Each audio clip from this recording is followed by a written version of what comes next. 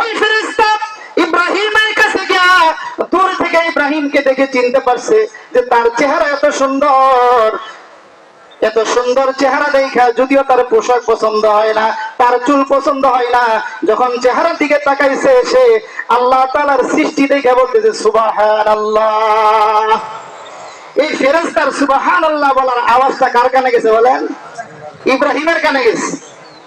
ইব্রাহিম আলাইহিস সালাতু ওয়াস সালাম ফিরতেছে, দেখতেছে কে যে সুবহানাল্লাহ বলল, আমার মালিকের পবিত্রতা বর্ণনা করে।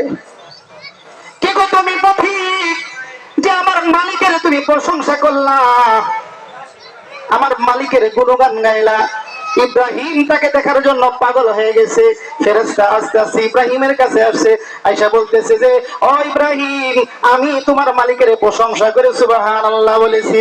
ইব্রাহিম বলে নাও নাও, তুমি যেহেতু আমার মালিকের প্রশংসা করেছো, আমি ইব্রাহিম খুশি হইয়া তোমাকে একটা উট দান করে দিলাম। ওই উটটা পাওয়ার পরে ফেরেশতা আবার বলে আলহামদুলিল্লাহ। ইব্রাহিম বলে তুমি আমার মালিকের গুণগান গাইলা, প্রশংসা করলা, যাও তোমাকে আরেকটা উট দিলাম। ফেরেশতা শুধু বলে আলহামদুলিল্লাহ। ইব্রাহিম এক একটা করে উট দিতে থাকে, ফেরেশতা শুধু বলে আলহামদুলিল্লাহ। ইব্রাহিম আলাইহিস সালাতু ওয়াস সালাম এক একটা করে উট দিতে থাকে।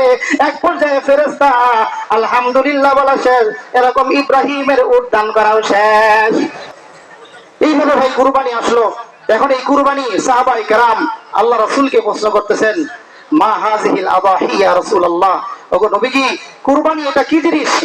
আল্লাহ রাসূল বলেন, সুন্নাতু আবিকুম ইব্রাহিম আলাইহিস সালাতু ওয়াস সালাম, এই কুরবানি হচ্ছে আমার পিতা ইব্রাহিম আলাইহিস সালাতু ওয়াস সালামের আদর্শ সুন্নাত। সব দিয়ে দিছে। দেওয়ার পরে ফেরেশতা তো গেছে কিসে? মানুষ বেশি, মানুষের রূপ ধারণ করে গেছে। কি পরীক্ষা করার জন্য? আল্লাহ তাকে খলিলের ডিগ্রি দিছে, ইব্রাহিম খলিলুল্লাহ বানাবে। তাহলে কেন খলিলুল্লাহ বানাচ্ছে? এটা পরীক্ষা করার জন্য ফেরেশতা মানুষ রূপে গেছে। এরপরে সর্বশেষ যখন তার উট দান করা শেষ, এবার আসমানের ফেরেশতা ইব্রাহিমকে বলতেছে যে ইব্রাহিম, এতক্ষণ তো তোমার মালিকের প্রশংসা করলাম, তুমি শুধু উট দিতেছিলে, এখন তার উট নাই, কি দিবা? ইব্রাহিম বলতেছে ও ভাই, যে ব্যক্তি আমার মালিকের প্রশংসা করে আরেকবার যদি তুমি আলহামদুলিল্লাহ বলো, এতক্ষণ তো আমি উট দিছি, কিন্তু এই উটেরও তো একজন রাখাল দরকার। আমি ইব্রাহিম বলতেছি, আমার সামনে যদি কানে একবার শুধু আরেকবার আলহামদুলিল্লাহর আওয়াজ আসে, আমি ইব্রাহিম গোলাম হইয়া তোমার উটের রাখাল হইয়া সারা জীবন তোমার কাছে আমি থাকতে চাই। সুবহানাল্লাহ।